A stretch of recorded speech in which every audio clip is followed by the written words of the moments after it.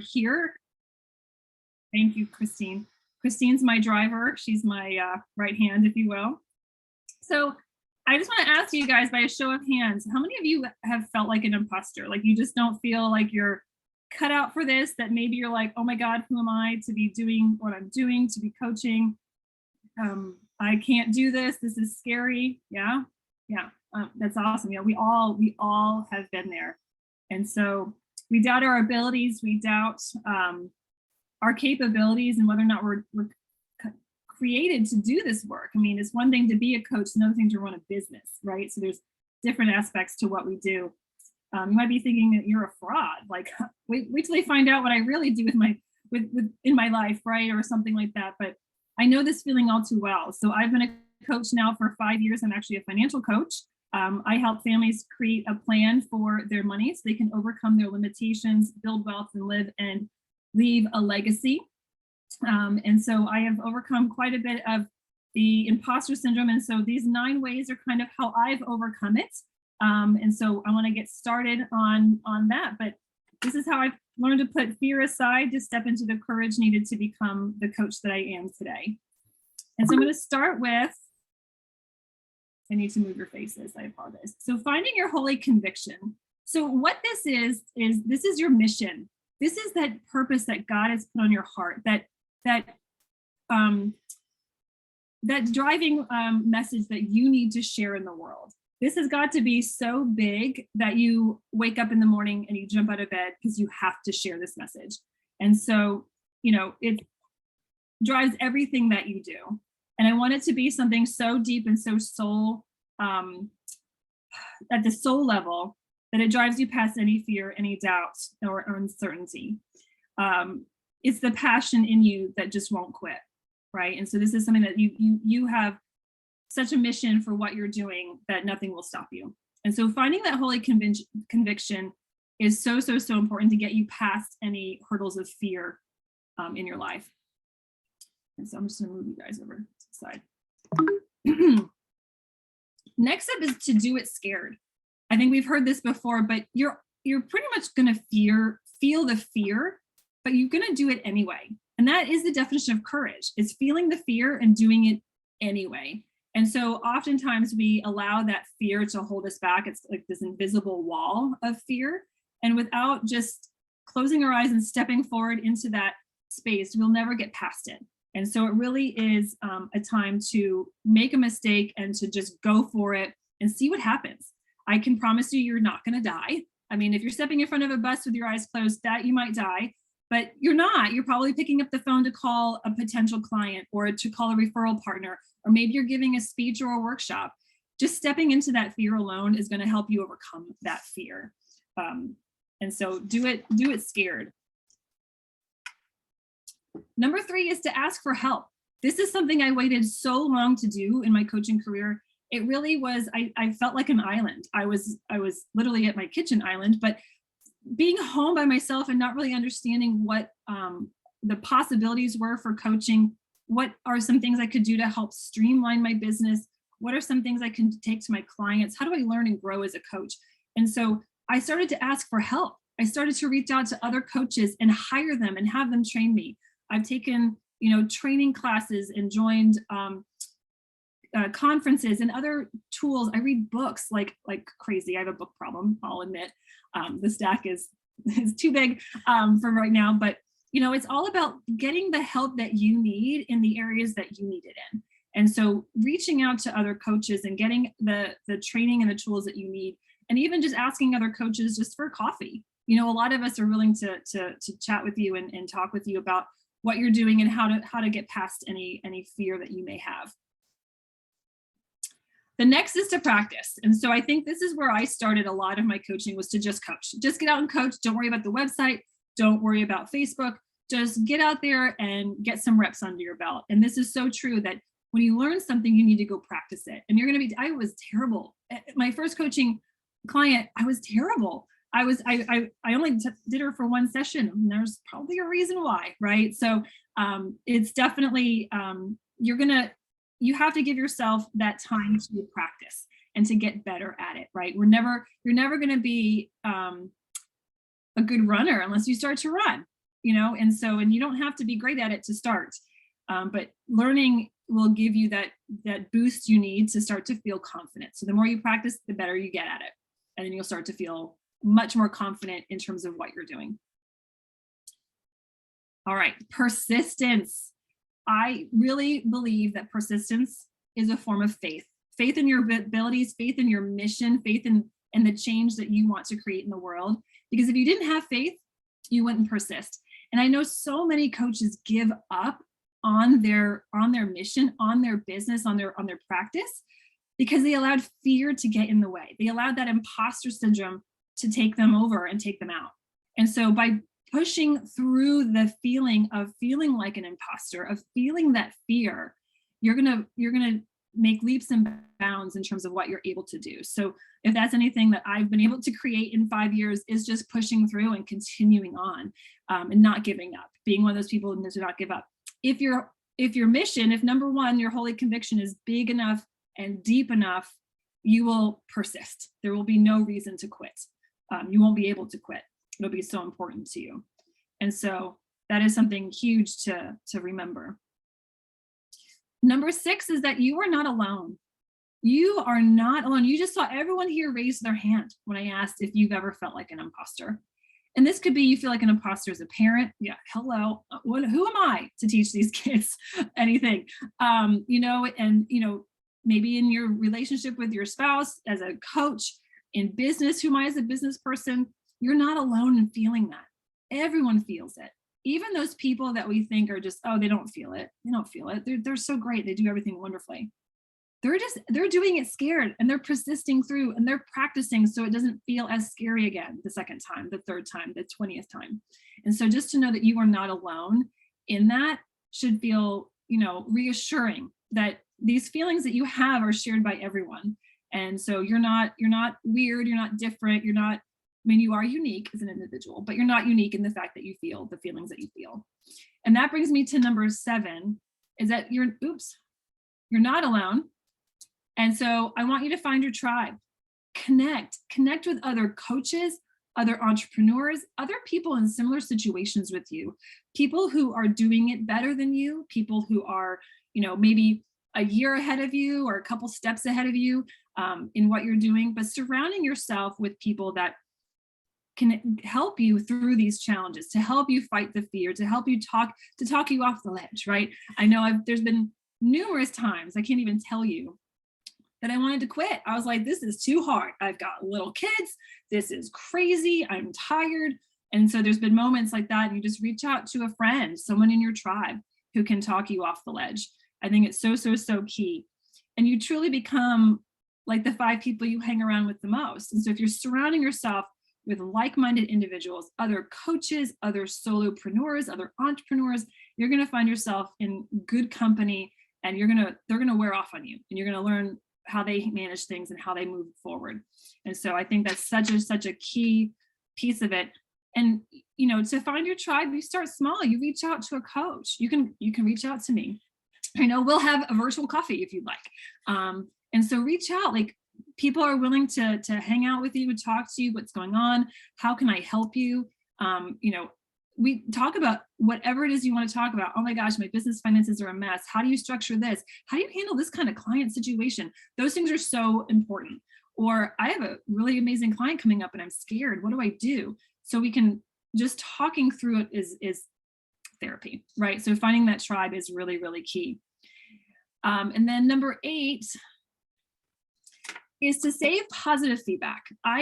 This is so encouraging, you guys, that as you're starting out as a coach, as you're making your way, or as you've been coaching for years, is to save the positive feedback and even the statistics that you have on your clients. What kind of change have you helped them create in their life?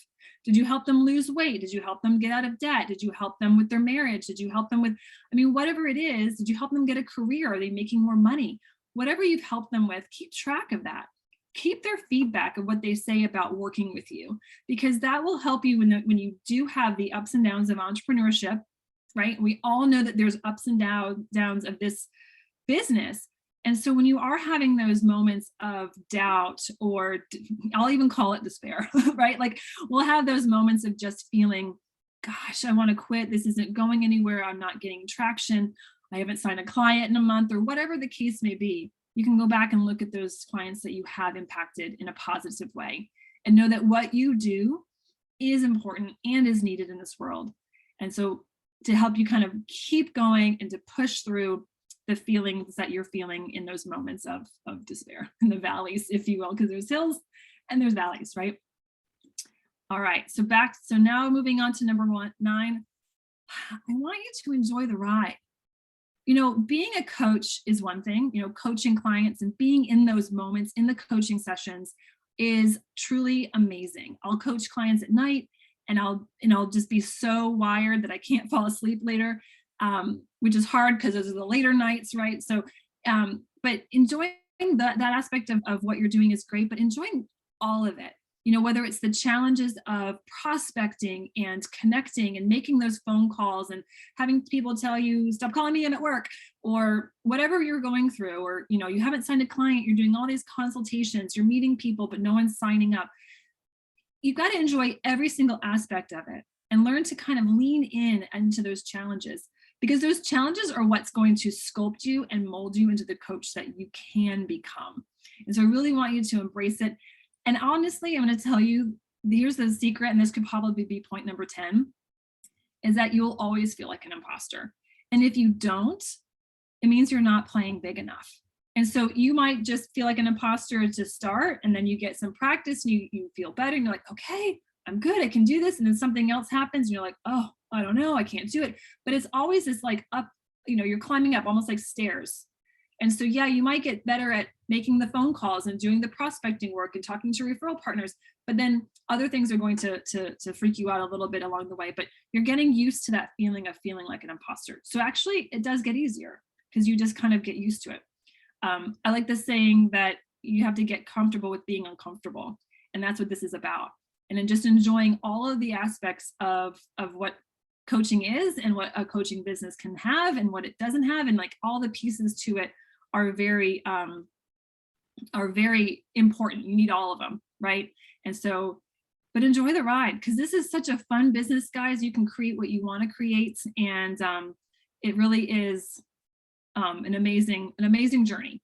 And it's going to shape you as a coach and as a business person into who you can become and truly to live your purpose.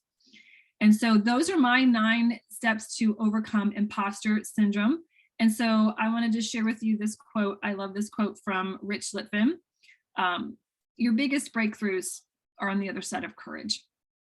And so you never know what you can achieve until you at least take that first step through that invisible wall of fear. And so we're going to open up mics. Well, you can open up your own mic if you'd like to, if you have questions, or you can type it in the chat box.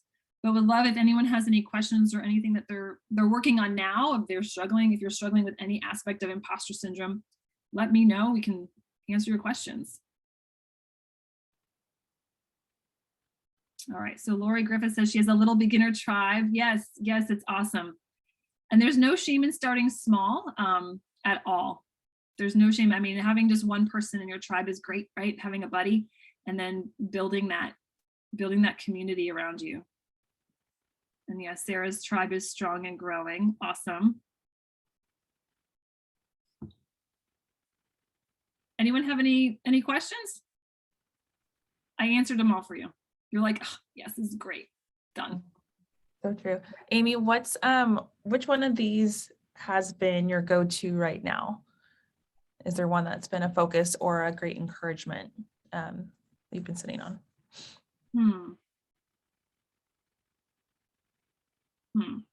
I think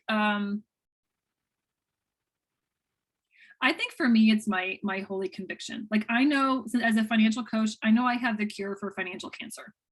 And so whether that's money fights with your spouse, that's debt, that's collectors, that's just you're mixing business and personal, whatever it is, I have the cure. And so I'm here to help people learn to have peace with their money and to live a life that they can design and create and not have the stress of money issues. So my holy conviction really does drive me. Amy, could you share one of your feedbacks that you've gotten over the time of your coaching? Like, what's the most memorable or best? Yep. I'd love to hear one. I'm going to pull it off my phone because I took a picture of it recently. All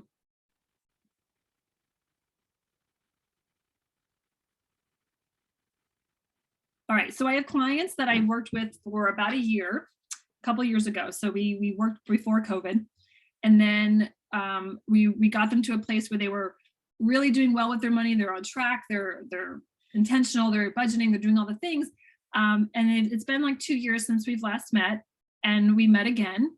And they wanted to come back and be like, Amy, we're thinking about moving to Florida. They live in New Jersey. And they're just debating because he's a teacher with New York City. He's got an amazing pension. If he stays 10 more years, his pension will be a lot more, but he's not sure he wants to stay for 10 more years. And so there's all these options, and they're like, we could sell our house now for like a stupid amount of money.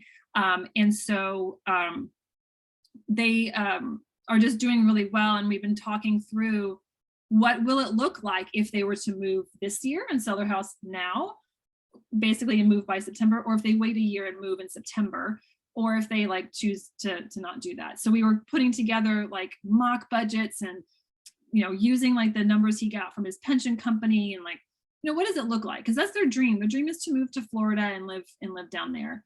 And so she sent me a message. She goes, as always, you made me feel better about possibly moving.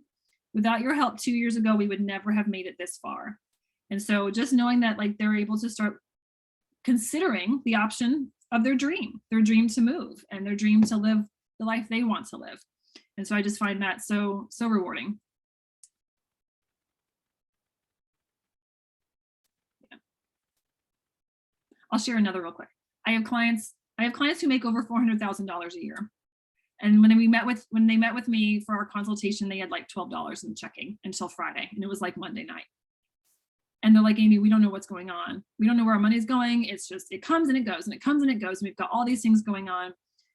And we've gotten them to a place where they've paid off quite a few debts. They have saved quite a bit of money.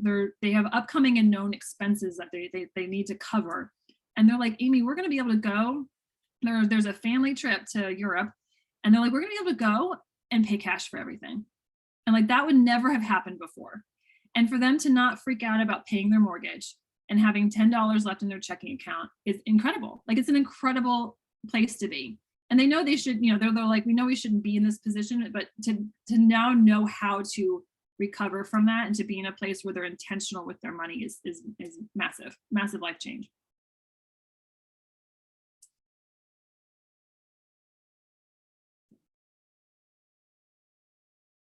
Anything else? You can message me directly if you don't want to ask your question aloud, or, type in the chat box or open up your mic. Amy, how do you start to find your tribe? That's a good question. I think a lot of it, it happens organically, I believe, but it starts with reaching out. It starts with, connecting with other coaches. And one thing that I've learned in the financial coach world is being able to open yourself up to like just coach to coach chats, and just getting to know other coaches and getting to know how they think and what they're about.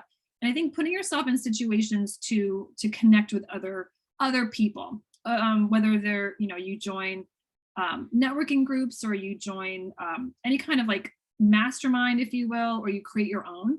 I think it's just finding ways to connect with people. So mine happened, in just by being willing to stay in an Airbnb during a conference, right? And so it was just something that happened in that way where, you put yourself in a situation that leaves you open to creating a tribe.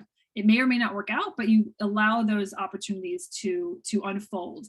And so attending conferences, joining, any kind of group situation where you can kind of get yourself in, it's like, it's like in college, if you join a sorority, then you have instant friends, right? And so it's kind of doing that where you really just get yourself into those opportunities to form relationships. All right, I'm looking at Lee's. Yeah, Leah, I would love to hear more about that. That's amazing. Your clients there, yeah. Would you want to unmute yourself and share with everybody? Sure, thank you. Yeah, this is a couple who are pretty deeply in debt. She's a stay-at-home mom. He's in law enforcement, and they are $5,000 in the hole every month with their budget. Just credit card after credit card after credit card. And I honestly didn't think that they would sign with me because they really couldn't afford to do it, but they were just so desperate. And to have them walk away from just the first session where we went through the budget saying that we have hope was huge.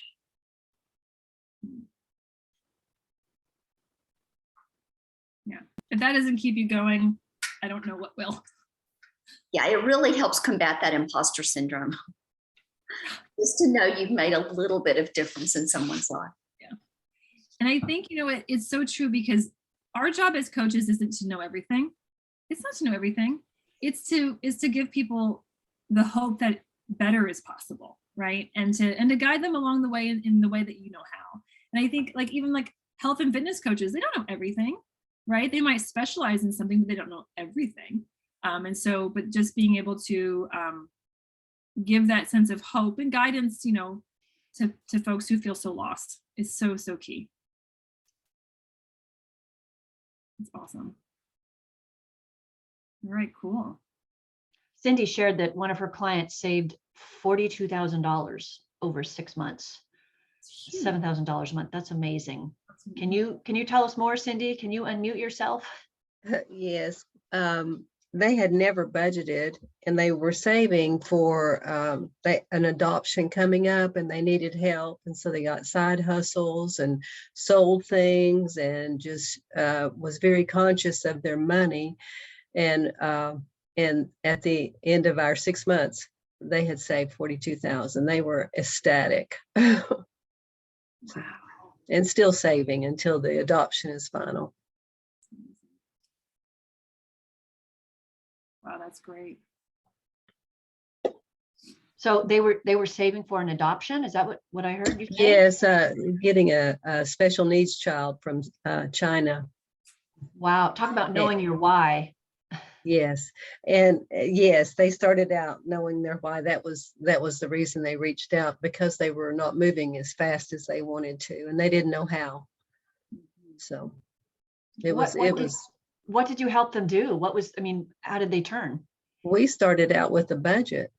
That's how we started, and then they were great. They had lots of questions.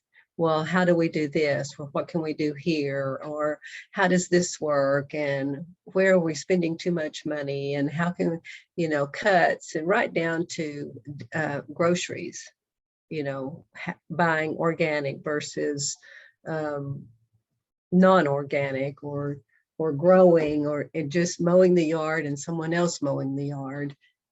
Because they weren't in a lot of debt at all. They had very little debt that was paid off very quickly, and then that freed up all their money. And so they buckled down and just put everything in savings that they could during that time period. So, and they're still doing that because of COVID, they have not been able to adopt yet. So they're still saving. So it's just going through the steps to a healthy financial plan, going through that as well. No secret sauce. No, but it has a lot to do with them, because they were so motivated in the questions that, we're taught to ask great questions, but they asked great questions. So which helped me to know more questions to ask other clients. Wonderful. So a couple of things came up. Adrian asked, what qualities do you look for those people that you invite into your tribe? And I know Lee actually already responded with, what did you say, Lee? I forget, where did it go? Lori responded. I look for people who are respect, who are willing to speak openly and honestly on a variety of topics, so not just their expertise. And I'd have to agree, Lori, I look for people who I admire, right? And so people who are doing what I want to do, but doing it at a higher level than I am. And so just looking at people who that I feel supported with, and that we, like the iron sharpens iron aspect of creating a tribe where we all just kind of support and help each other. But people I like too, right? So there has to be a chemistry in a way with the people that you're inviting in your tribe. But anyone else want to share what they do? We're getting close to time, so I want to make sure that we end on time.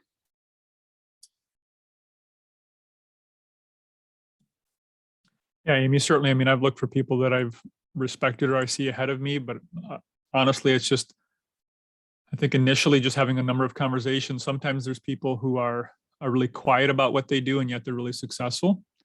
And so it's just being willing to have conversations with people that you might not at first seem an affinity, who you can, yeah.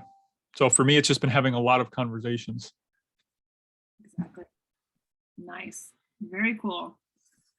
And so I know, and then Lee responded that she wanted to just chime in and say that hiring a coach was a game changer for her and really helped her with her imposter syndrome. And so, I've learned that I don't know what I don't know. And there's lots of pieces to business and coaching that I don't know. And so finding people who know more than me has just been key, and even hiring them to help me has been game changing for sure. So before we leave, I wanted to remind you that this was the first workshop in a series of workshops from Powerhouse Coaches. And the next one will be on May 21st. So same time, 9 a.m. Pacific, 12 p.m. Eastern. And it's Casey Smith. She's going to share 8 powerful coaching questions you should be asking. And so no doubt this is going to be a power-packed workshop for you. And as coaches, we know that questions really are how we impact people's lives by getting them to think differently, right? And so this will be a wonderful session to join. You can go to becomingapowerhousecoach.com/workshops to sign up for this workshop, and keep in mind that other workshops will be added. If they're not already to that site, we are working on it behind the scenes, but more will be coming. So stay tuned for those. And also, I just wanted to announce that tickets are on sale for our virtual conference. So Becoming a Powerhouse Coach virtual conference. A group of us, so the 11 of us came together and wanted to solve a problem, and we created Powerhouse Coaches to help you scale your business, grow your profit, and master your mindset by providing real solutions from real coaches, so you can create a successful practice that serves both you and your clients. And so this is going to be an amazing event on September 17th. Tickets are live. You can go to becomingapowerhousecoach.com/event and register for the event there. There's lots of stuff we'll be covering. So from prospecting and creating clients to marketing, understanding your taxes. Christine is a tax expert, and if you don't know, she's just published a book.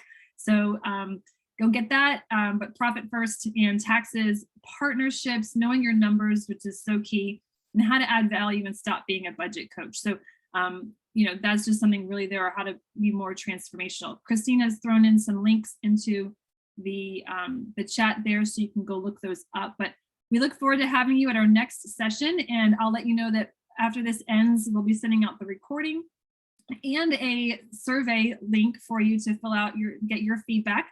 So as you leave today, I want you to think about a takeaway that you're actually going to implement, because we're going to ask you about that on that survey. So I encourage you to fill that out and give us your feedback as to what you thought of this workshop. And if you have any questions, you can reach out to us. You can find me if you don't know where I'm at. I will put my email address in the chat. Yes, we're at time.